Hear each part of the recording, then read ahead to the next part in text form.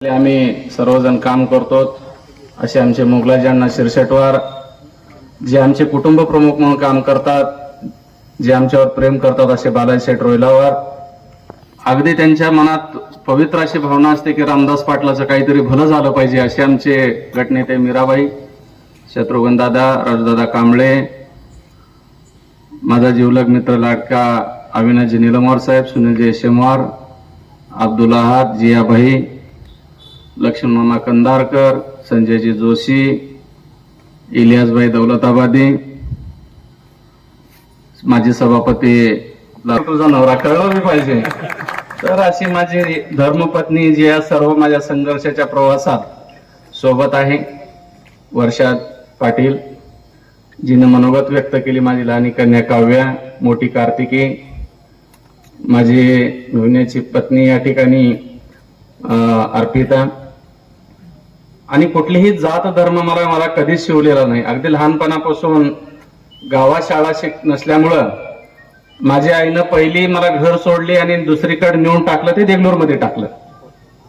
म्हणजे जसं माईचं दूध सुटल्यानंतर बाहेरचं दूध कुठलं राहतं तर ते गायचं दूध राहतं, म्हणजे आपण घरचं दूध राहतं.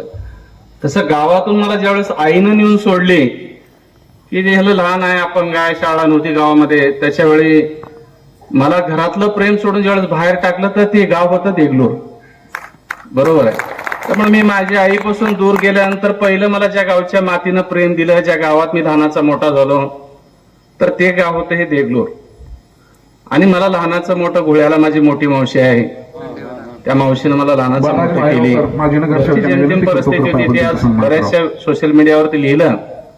अनेक जाती धर्मातल्या लोकांशी माझं स्नेह आहे, प्रेम आहे. पण या ठिकाणी एक महिला येऊन तुम्ही बसलेली असेल की ती कोण आहे, तर ती माझ्या जन्मगावात जन्मलेली माझी आत्या आहे.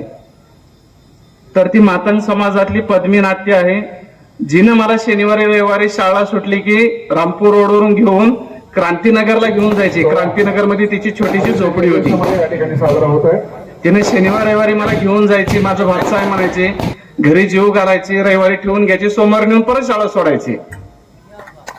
अशी ती माझी आत्या या ठिकाणी. की कधी कुठल्या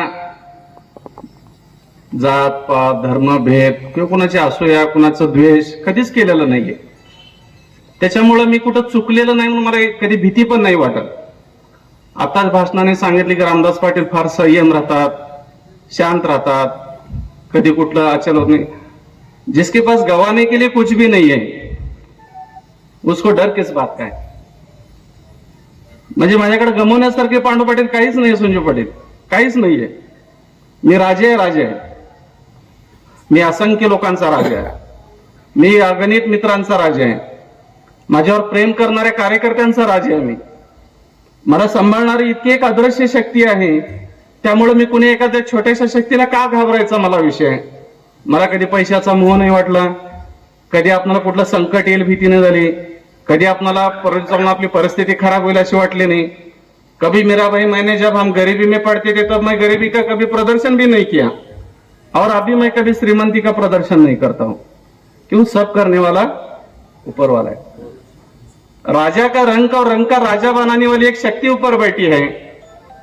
म्हणून तुम्हाला फक्त नियतीनं तुम्हाला काम करता येईल. ज्या कुणी अडल्या व्यक्तीला पांडू पाटलांना सांगितलं, अनेक भाषणात लोकांनी सांगितलं, सुभाष दादांना आमच्या पोटतिडकीने सांगितलं, रात्री 12, 1, 1:30 तुम्ही जर असेल, 12, 1, 1:30 व्यक्ती कशासाठी मेसेज करतो, 12, 1, 1:30 फोन कशासाठी करतो, त्यानं कुठेतरी संकटात असते.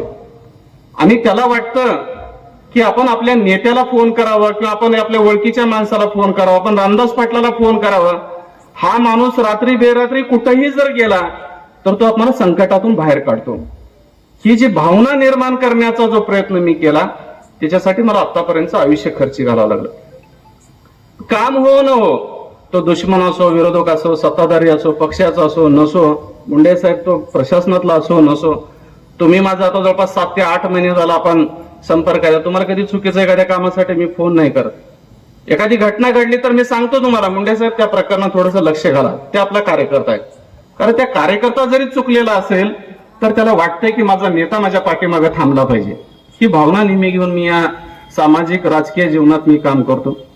प्रचंड प्रमाणात प्रवास करण्याची माझ्या क्षमता आहे. गावागावात मी जाण्याची माझ्या क्षमता आहे. इथंच अजून माझा तितकासा प्रवास अजून मी ग्रामीण भागामध्ये केलेलं जरी नसलो तर हिंगोली लोकसभा क्षेत्रामध्ये 1485 गावं मी पालथे घातले बाई. 200 गावामध्ये मी मुक्काम केलेला आहे. 200 गावामध्ये संजू पाटील. एखाद्या छोट्या गावात जायचं, तिथला बूथ प्रमुख बघायचा, तो कुठल्या जाती धर्माचा, स्लॅबमध्ये आहे का, पत्र्यात आहे का, कुपटात आहे, काही काही आदिवासी पाड्यावर गेलेलो आम्ही. गाडी लावायचं, त्या बूथ प्रमुखाच्या घरी रात्रभर त्याचं जेवायचं, तिथं झोपायचं, सकाळी उठायचं, गावातल्या 5-25 लोकांना भेटायचं, निघून यायचं. अशा पद्धतीने आम्ही संघटनेत काम केलेलं आहे. त्याच्यामुळे मला गर्व आहे. मला संघटन कौशल्यावर गर्व आहे. मला माझ्या नाते जोडण्यावर गर्व आहे. आणि ईश्वराची देण म्हणा, काही म्हणा, एकदा मला जोडलेला माणूस शक्यतो तुटत नाही. जरी त्याच्या स्वार्थापोटी तुटून गेला तर त्याचा गैरसमज झाल्यानंतर तो 4-6 वर्षांनी, महिन्याने फिरून माझ्याकडे येतोच. आणि ही देण आहे, ही कला आहे, ही माझ्यात सुप्त गुण आहेत. कारण मला परिस्थितीची जाणीव आहे, मला समाजाची जाणीव आहे.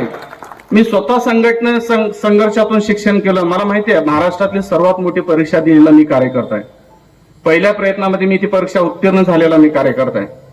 सर्व वैभव माझ्या हाताला होते. माझ्या घरात 4 नोकर शासनाचे राहायचे, दार काढायला माणूस राहायचा.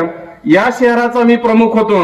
मला या शहरात, बरोबर आहे, नगरसेवक राजदा, लोक खालून विचारायचे साहेबाचा आज मूड कसा आहे, वर जायचं का नाही जायचं, इतकी दहशत होती. सही आहे की नाही? पण आम्ही कुणाचं जाणीवपूर्वक जो गोरगरिबाला मदत करण्याचंच काम केलं, शहराच्या विकासासाठी काम केलं. आज आम्हाला भाग्य मिळालं. आदरणीय मोगलाजी अण्णासारखे, बालाजी